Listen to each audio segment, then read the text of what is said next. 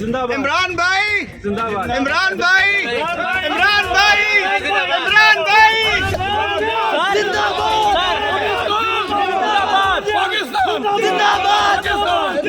इमरान, आपके ऊपर कोई तशद्दुद वगैरह हुआ है? कोई ज़हनी टॉर्चर किया गया? मुख्तसर मुलाकात थी लेकिन बड़ी अच्छी रही, और फिर हमने तस्वीर भी बनाई वहाँ पर, और वहाँ से मैं निकल आया। उसके बाद मैंने इमरान रियाज के यूट्यूब चैनल पर जो पहला व्लॉग था,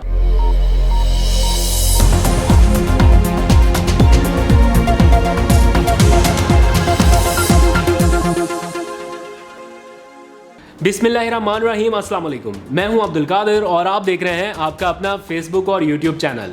आज तारीख है 6 जुलाई और दिन है बुध का। ऑडियोज़, वीडियोज़, FIR, मुकदमात और गिरफ्तारियों के पाकिस्तान में खुश आमदीद।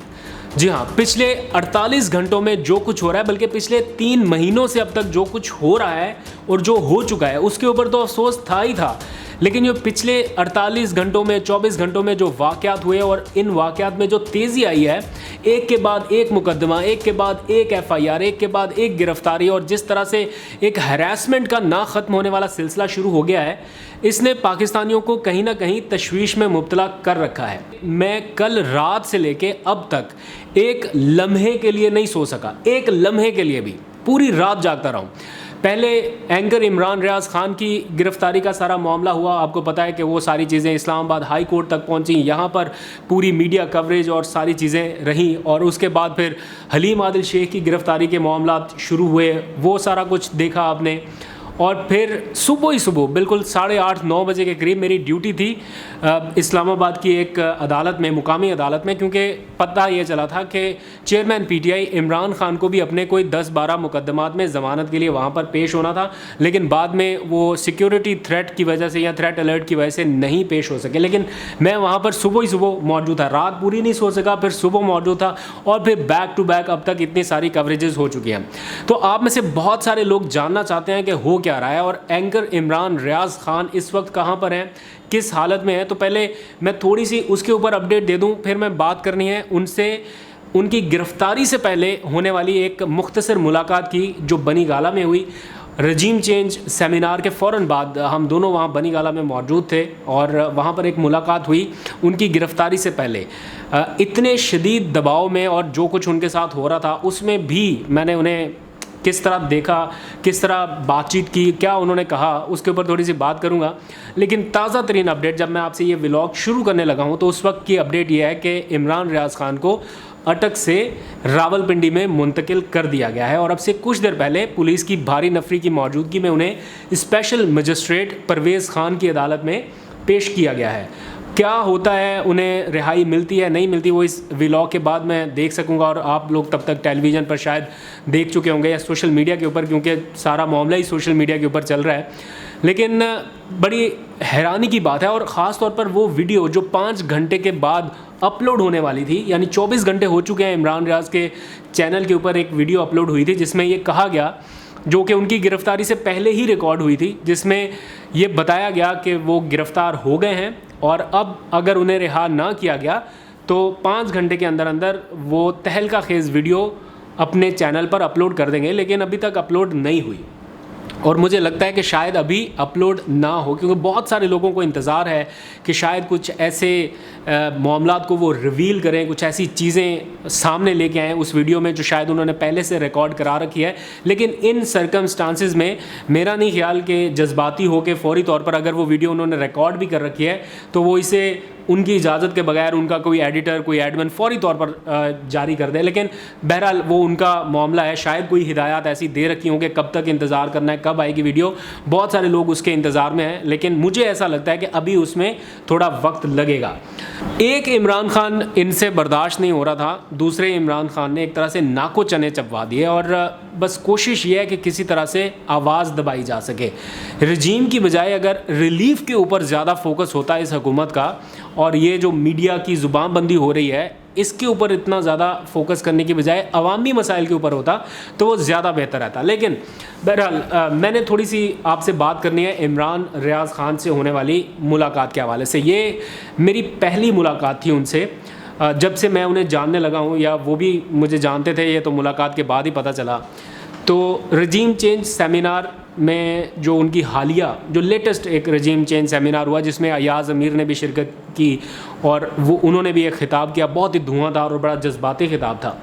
वो करने के बाद वो बनी गाला चले गए और मुझे भी इमरान खान की उन दिनों में एक प्रेस कॉन्फ्रेंस होनी थी, एक वीडियो बयान जारी होना था हंगामी तौर पर, तो मैं भी वहीं पर था। तो वहाँ पर उनसे मुलाकात हो गई। थोड़ा मैंने देखा कि इतना मुश्किल सूरत हाल है, शायद ये बंदा थोड़ा दबाव में हो, शायद बहुत ज़्यादा प्रेशर होगा इनके ऊपर, तो क्यों ना इनसे बातचीत की जाए, इनके बारे में पूछा जाए।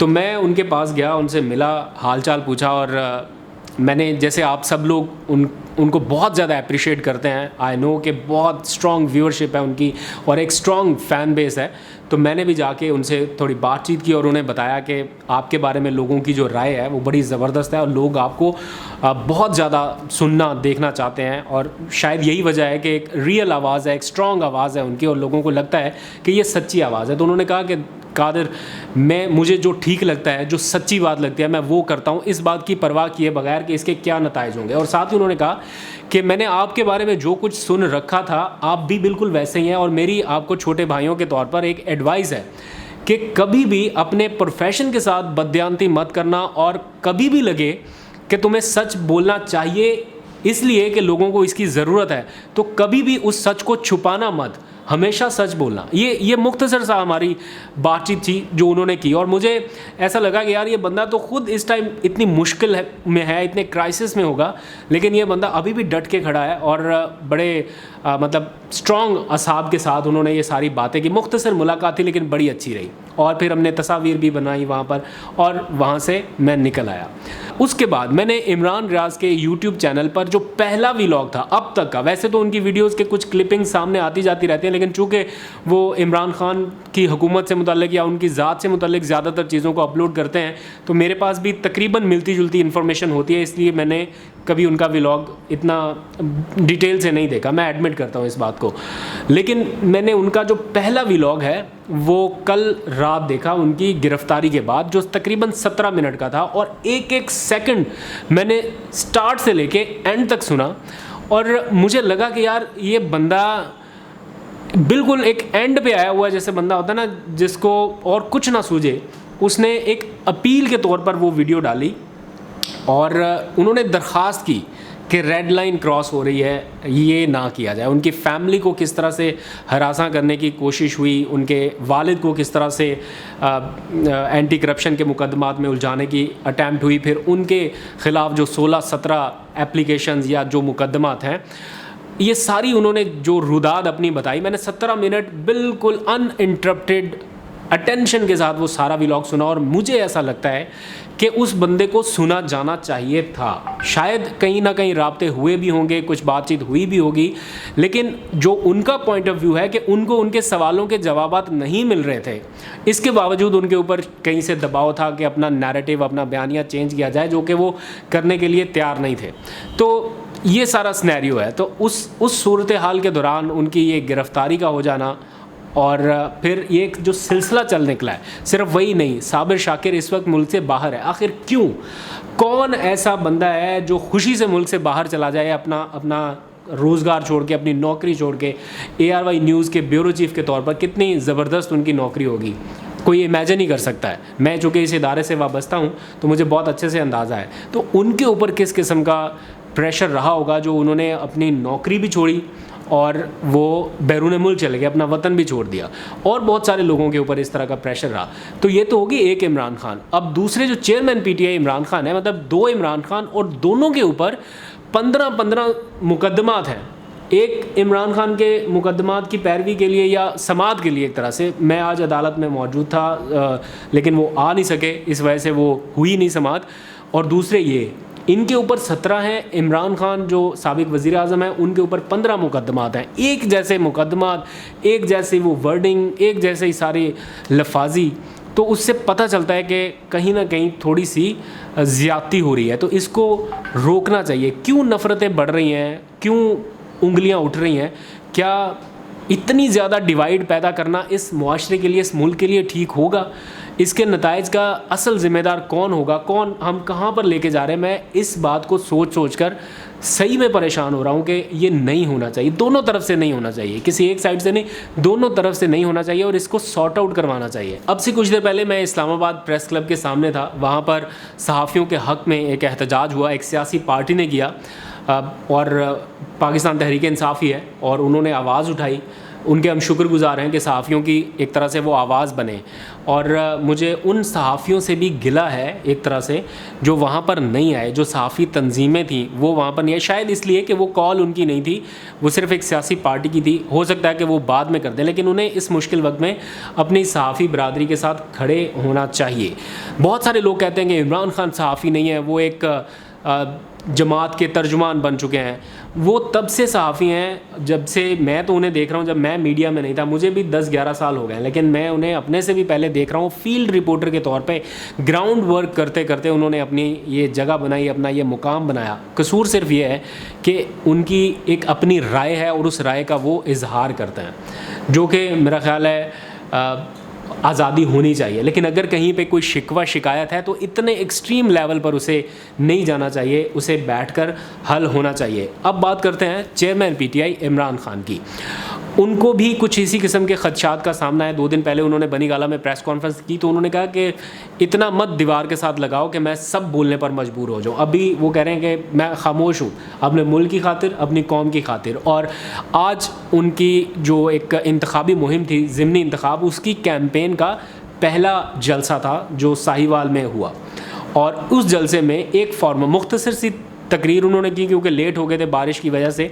तो एक छोटा सा फार्मूला आज उन्होंने पेश कर दिया है ज़िमनी इंतखाबात में जीत का। और नया फार्मूला उन्होंने जो बताया वो ये कि पोलिंग डे पर हर पोलिंग स्टेशन पर उन्हें चाहिए तगड़े नौजवान, ऐसे नौजवान जो कम अज़ कम इतना जिगरा रखते हो, इतना दिलगुर्दा रखते हो कि अगर कहीं पे धांधली होती देख रहे हैं तो वहाँ पर मौके पर स्टैंड लें और धांधली को होने से रोकें, बजाय इसके कि वो बाद में कंप्लेन करें, इलेक्शन कमीशन में जाए, समातें हों, मुलतवी हो और फिर और बहुत लंबा चक्कर चला जाता है, तब तक तो सारा कुछ ख़त्म हो जाएगा। तो मौके पर इस धांधली को कैसे रोकना है, इन मामलात के ऊपर उन्होंने आज गाइडलाइन दी हैं और कुछ दिनों पहले उन्होंने अपने कुछ लोगों को बुलाकर इस बारे में ट्रेन भी कर दिया है और हिदायत भी जारी कर दी हैं कि हर पोलिंग स्टेशन में, यानी 20 तो पोलिंग स्टेशन है, कोई इतना बड़ा तो ये हो नहीं रहा इंतखाब, तो हर पोलिंग स्टेशन में उन्हें किस तरह के लोग चाहिए और किस तरह से धांधली हो सकती है जिसको रोका जा सकता है।